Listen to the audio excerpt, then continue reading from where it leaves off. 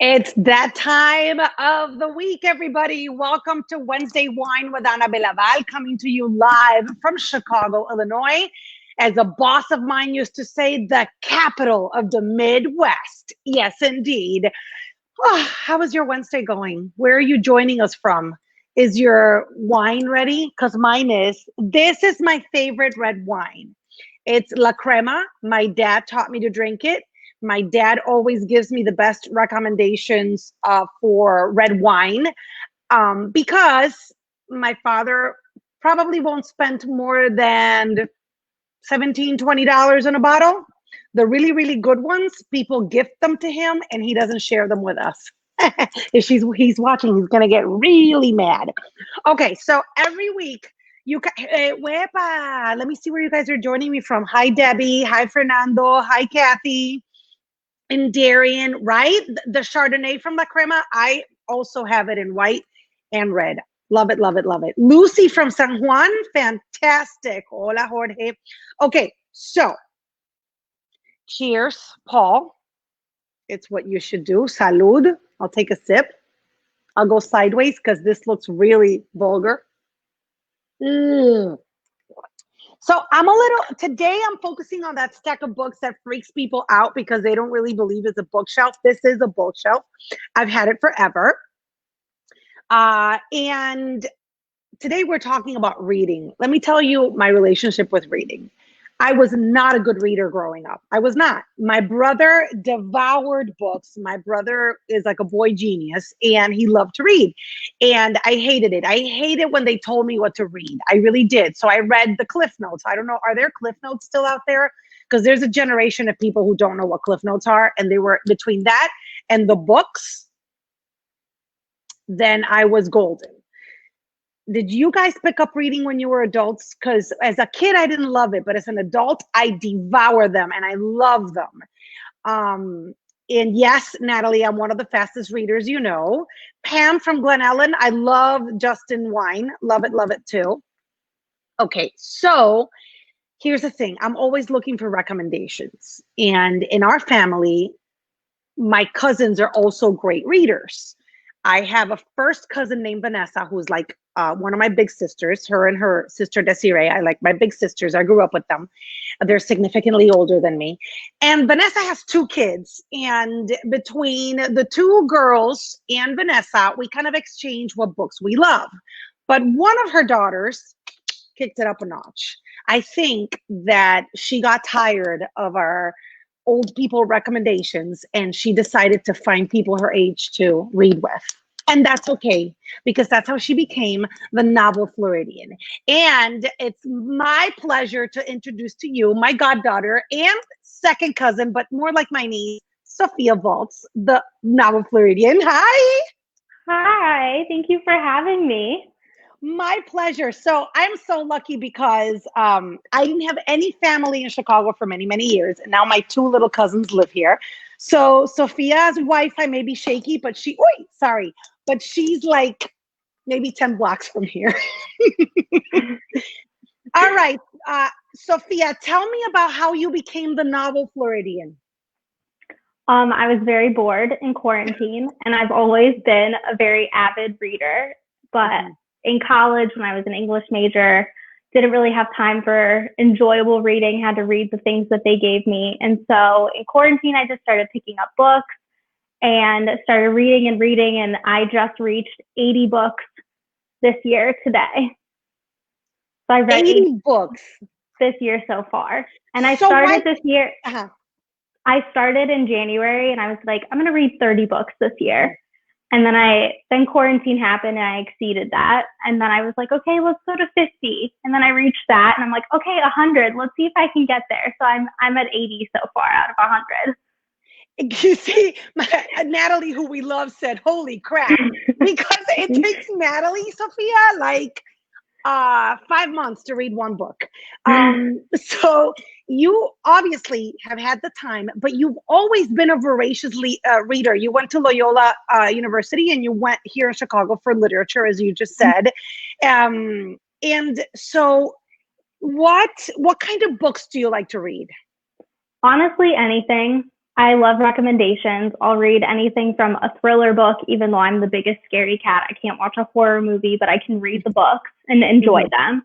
I love romance novels. I love like historical fiction. I love classics as well. I've been getting into like memoirs and nonfiction. So a little bit of everything. I try to have a good, diverse reading options available. So. You do, because I think I'm even a bigger scaredy cat than you are. And I'm always like, okay, Sofia, will I like this book? And you're like, no, not that one. Read this one. So I always go for you. How did you discover the Instagram world where you now have, you just started this when, in March, maybe?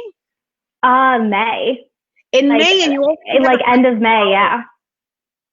Yeah, I honestly, I did it for fun and was like, let's just see.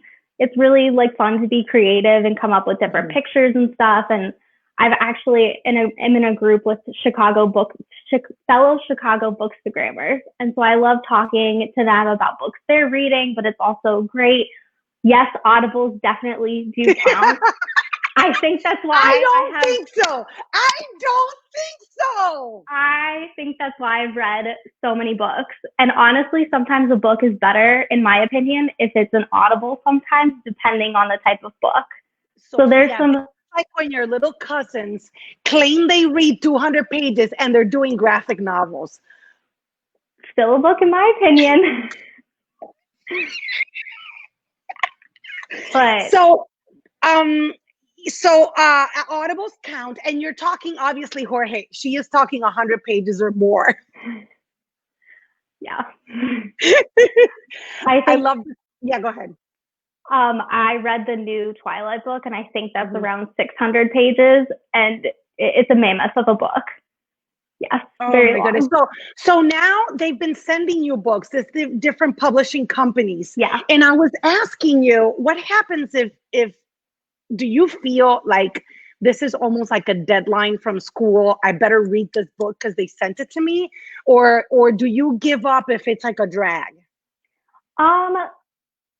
Sometimes I give up if it's a drag. I try to get at least 100 pages in, but I think it's just a lot of fun too to pick up a book that I wouldn't originally have picked up, or an author I've never read or heard about before.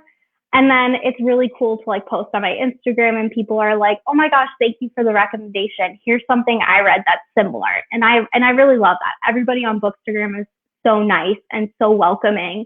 And it's great to like be able to talk about books with them and not just annoy my family with it. You see, someone said that I'm not a fan of Audible because some of the narrators ruined by their voiceover. Has that happened to you? Yes, there have been some Audible books that I'm like, I just didn't enjoy this as much because I did not like the narrator at all. That would happen to me. All right, Sofia. So I love her. Just so you know, her handle is the what do you call that little rayita? The underscore. What? The underscore. Yes, I am her godmother. I was significantly older when I christened her. So the generation gap is really big, but the girl still loves me. Okay, it's the underscore novel underscore Floridian because Sofia was born and raised in Florida.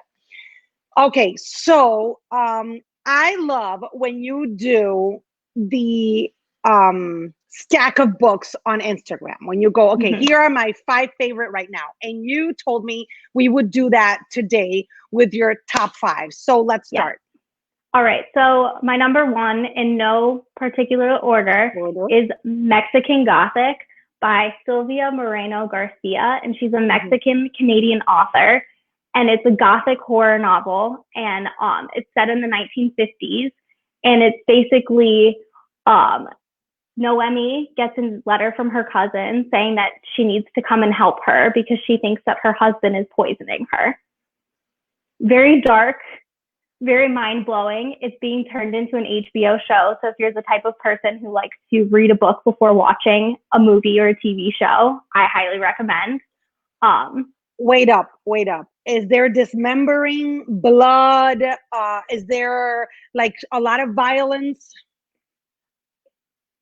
To an extent, I would say that you will probably never look at mushrooms the same way again. Yes. I don't want to give too much away because it's a book that's, it's good to get into it and just experience it, but I've always hated mushrooms and I never knew why, and now I know why. See, Anna Cristina just finished it and couldn't put it down. That's her sister, by the way. This is the other member of our unofficial book club. But I'm afraid she's going to get nightmares. Have you gotten nightmares? No. All right. Okay. What's the second one? The second book is The Grace Year, and it's considered a young adult book, and it's by Kim Liggett. And it's set in a dystopian society, and these girls, when they turn 16, they're sent to an island to dispel their magic. They're said that women have magic, and they need to go to this island and dispel it. And it's very Handmaid's Tale, Hunger Games-esque. What is going on with you? I promise they're not all dark books. I promise. I'm a little worried about you. Hey, what is the title again? The Grace Year. The Grace Year. SNGRACE? Yes. Okay, we'll have a list of these. Sophia will send me the list and we'll put it on my YouTube page and here on Facebook too. It has a very deceiving cover. The cover is very pink, florally. And the inside of the book is very disturbing and Hunger Games-esque. Yeah, she is related to me. I don't know how, because I would have nightmares. I cannot read anything that dark before going to bed, and that's when I read when I'm going to bed. All right, go for the third one. The third one is Queenie, and it's by Candice Carty-Williams, and this actually won the British Book of the Year award for 2020.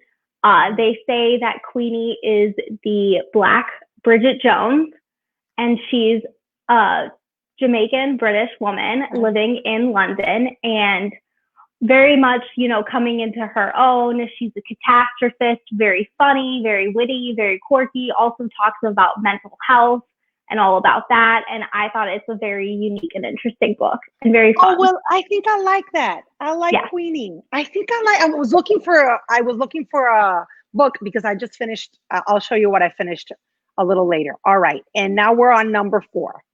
Number 4 is The Vanishing Half by Brit Bennett. Yeah. So good. So good. Historical fiction, a little slow in the beginning, but it's interesting how the decisions that the women make in the book shapes their life, and how some decide that they want to go on a different path than the path that they were born on. So very interesting book, and I really enjoyed it. And it explores a topic that is rarely explored, which is passing as white when you're African American. So they're sisters. They're not twins, right? They are twins. They are twins? Yes. Okay, so one is lighter skinned than the other, and one decides to pass as white and separate from her family for years. And there is a way they think, you know, people think she's disappeared and she's found. And it is so good. Yeah. It's very, very, very good. Okay. And number 5. Who wrote that? Brit Bennett. Brit Bennett. Okay. Yeah. Okay, next. Number 5 is The 12 Dogs of Christmas by Lizzie Shane. I know it's a little early for holiday reads. No, it's not. It's 2020, girl. This is the cutest book I think I have read. It's adorable, and it's about dogs, and I'm obsessed with dogs. So what could be better than that? Would your cousin like that? Your 13-year-old cousin? Is that passable? Yeah, probably. Yeah. Okay. Yeah. Very, not a steamy romance, a very sweet romance. Okay. About a single father and animal rescue owner. Oh yay! I love that you're taking my recommendations. But it's the sweetest holiday romance. You will want a peppermint mocha to sit by the fire, cozy winter season, very cute read. Oh, this screams Natalie. Okay, Jorge's asking any serious sagas that she has read or you can recommend. Series or sagas? Series or sagas? I think of Twilight, but I don't know if I would really recommend that series. But other than that, I don't really read series. I read a lot of standalone books. Okay. Yeah. Okay, Cool. All right. Someone else had a question. Oh, have you read Delicious by Ruth? No, I have Hartley? not. But What I'm is gonna that add about? Roberta, we need to add this. Yeah, I'm gonna add it to my never-ending list. And then Natalie said, you had me a peppermint mocha. I love a good peppermint mocha. Okay, who doesn't like a good peppermint mocha? It's never too early. Are you ready for your old cousin's godmother's list? Always. Always. Okay. I don't know if you've read any of this, but I took pictures of the covers. Are you proud of me? I am. Oh, okay. I just finished Nothing to See Here. I've heard of that. Have you? By Kevin Wilson. Okay, This is Fifi. You will love this. I call her Fifi. I'm sorry, Sofia.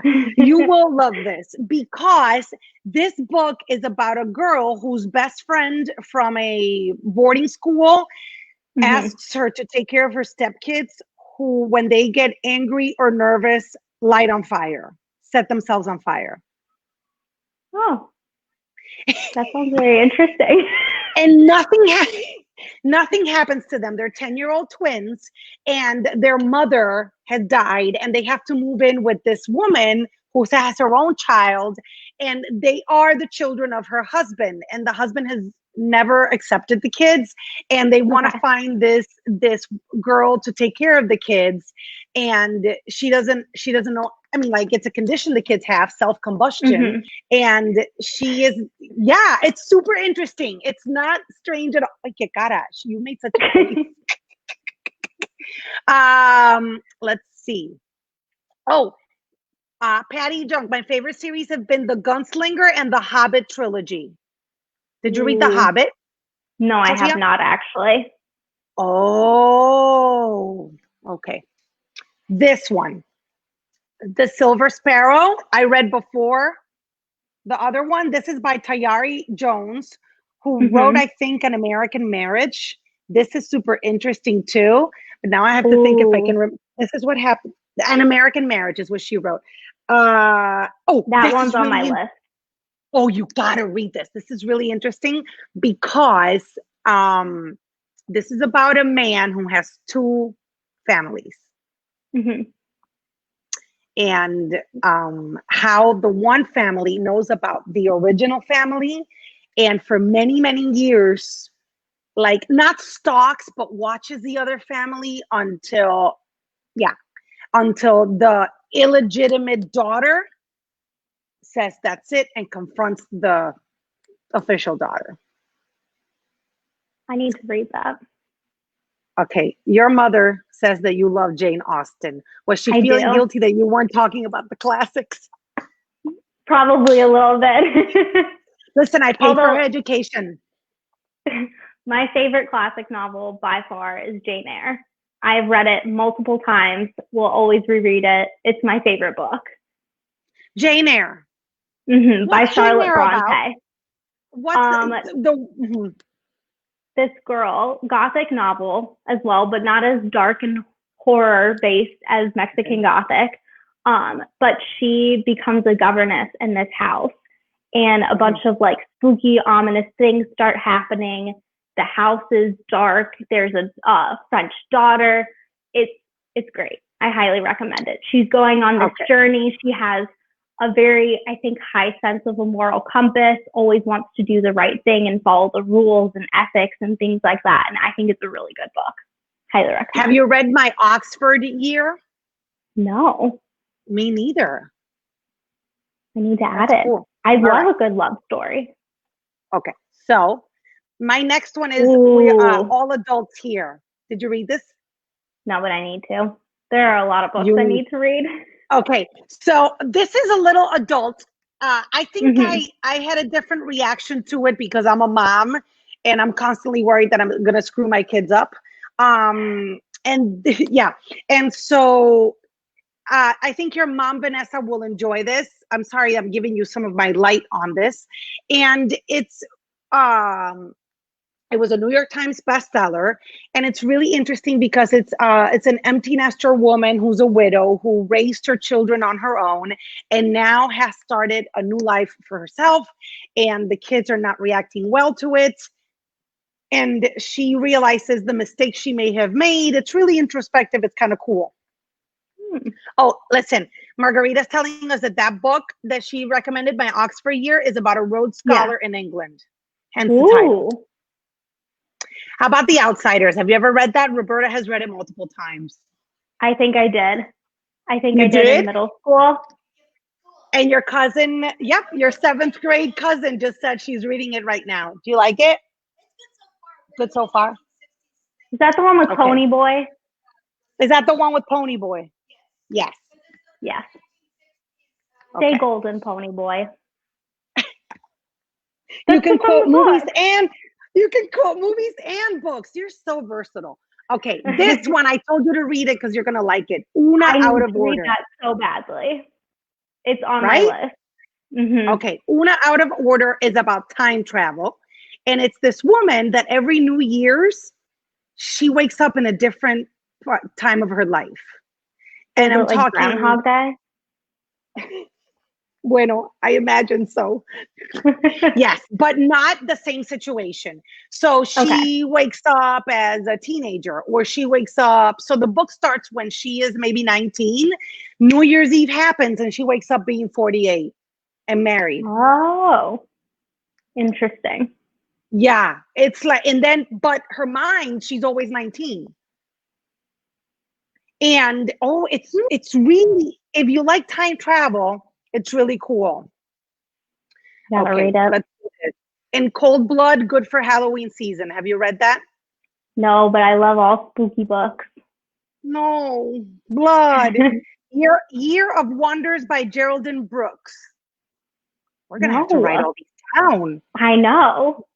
You guys are bringing it. I love it. Okay, here we go. Sophia, do you find yourself or you go in fads and real all Gothic romance fantasy? Yes. So this month I'm doing Falltober, Thrilltober, all thriller books in October. I did have to read a Christmas book to review. Yeah. So that broke up the spookiness. But yes, there are times where I want to read all romance or historical fiction, Gothic, anything. Yeah, there are times where I go through just reading a bunch of the same books and then I switch it up and go to something else. That's what happens to me. Like, I know you want me to read the Tattooist of Auschwitz, right? It's a sad book, yeah. Mm-hmm. But I read a few books back to back, a few novels based on World War II, and I can't shake it off. I gotta relax a little bit. Okay, and then my last one. Go ahead. I read a lot of the historical fiction like earlier in quarantine, and I haven't really touched it since. Yeah. I've read a couple, but not as much. Have you read Sex and Vanity but I want to. by Kevin Kwan? This is so fun. It's the same guy from the series of Crazy Rich Asians. It's his latest book. And it is so fun. I can't wait for the movie because I loved the movie. Wait, are they making a movie of it? They should, don't you think? I agree. Yeah. I mean, Crazy Rich Asians was amazing. I always read a book and I'm like, this should be a movie. Yeah, that's what happened to me with Ta-Nehisi Coates' book, The Water Dancer, that I want you to read. Because I kept thinking, oh my God, this can totally be a movie. They're making the Vanishing half into a show. Into a show limited for what? Series. Into a limited series. Like, who is it? Reese Witherspoon? I don't know. Probably. Okay. Okay, look at this one. The Discovery of Witches is a trilogy, and there is time travel. Ooh, I think I have heard of them. Yeah. Natalie was asking if that's confusing a little bit. A little bit, don't you think? The time travel books, like where you have to keep up with what happened. It has to be done in a specific way that I know what's going on and I know we're in a different time period or a different year. Okay. I want it, and Anne Frank's Diary, of course. The graphic adaptation is so good and beautiful. Ooh, there's drawings. That's kind of cool. I've read Anne Frank's Diary. Yeah. But not the graphic adaptation. All right. You were talking about what you're reading this month. So tell me about those scary, what did you call it? Thrilltober. Thrill. I just finished reading Little Secrets. I think it's by Jennifer Hillier, and I just dropped it off to my sister to read. Very good. You might find this a little too spooky, but woman's child gets kidnapped and then finds out that the husband is having an affair and they still haven't found the kid. And so she's dealing with the guilt of she was with her child when he got kidnapped and all that kind of thing. It ends, it's very good. I won't give anything away. And then now I just picked up Rebecca by Daphne du Maurier, and it's a classic. I think it's a thriller, like mystery thriller, not horror, but they're coming out with a movie on Netflix about it, I think on October 21st. And it's with the woman that's in Downton Abbey, and she's Rose. I'm really excited for it. So I've just picked that up. And then what else do I have? The Silent Patient by Alex. Oh, I saw that. I'll let you know how it is. Why is the patient silent, though? I don't know. I try to go into books blind. I try not to read too many reviews. Sometimes I don't even read the summary if it's recommended to me. I just try to go in blind and try to give as honest of an opinion in the review as possible. I read a little bit of tidbits of reviews, especially on Book Instagram, but I try not to like dwell too much on the reviews because I want to give my own personal review. Okay, what are your top 3 books of forever, of your entire 20-something years? Jane Eyre. Evie Drake Starts Over. You liked it that much? I love it. And who recommended that? Who recommended that to you?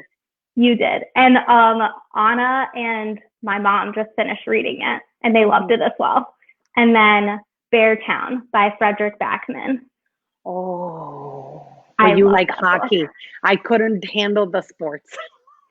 He just came out with Anxious People, and I have it on my shelf, and I'm ready to read it. That's right up my alley because we're all anxiety ridden. I'm on pills for that. Oh, that should be good. Yes, I'm excited to read it. I think it's about a bank robbery, and I heard the characters are really quirky, so I'm really excited to read it. Oof, your mom, A Man Called Ove, loved it. I still haven't read it. You need to read that, and Olive Kitteridge, Vanessa, if you're watching, you need to read Olive Kitteridge and Olive again. I love these books where you think it's about one character, but it explores other characters at the same time and their relationship with the title, you know, the title sake, if you will. The Secret Lives of Bees is a very good book. I've heard of that one on my list. I know you got to read that. You'll like it. There's one that I have to think. You take books out of the library a lot too. I love that about you. I love the Chicago Public Library. I love that if they don't have it at that specific branch, that they ship it from another branch to where you want to pick it up. So even if they don't have it in stock at their library, they bring it from another library. I think it's great. I have like 200 books on my to be read on Goodreads. And that's how I track all my books and write a lot of my reviews apart from Instagram. And I love Goodreads because then it recommends things that you've read or things that you would like and you rated highly. So I think it's great to track all my books that way. I love it. All right, Sophia, send me the list, please, so I can share it with people of the 5 that you recommended and then the ones you're reading for Thrilltober. Yes. Thrilltober. And here you go. You can follow Sophia. You can see it right there at the _novel_Floridian. And she's Sofia Boltz, and she happens to be one of my biggest prides and joys because she's my goddaughter and cousin. Love you, girl. Love you too. Thank you. All right. Bye, sweetheart. Bye-bye. All right. So there you have it. I'll have Sophia's list. I'll have my list. And if you want to share, go ahead and share, because I guarantee you, Sofia will check all the comments and read all those books too. And that way you can connect with her on Instagram and with me and tell us what you're reading, because honestly, in this family, we love to read. We love recommendations. And as you can see, they read everything. I want things that don't give me nightmares. So just stick to that. Have a wonderful, wonderful Wednesday. It's hump day. Let's make it to the weekend. And remember, if you're watching on YouTube, leave me a comment and what you would love to see on Wednesday Whine too. Some ideas, people I should talk to, topics that we can explore. You can do that on Facebook too. All right, guys. Los quiero. Take care of yourselves. See you next week.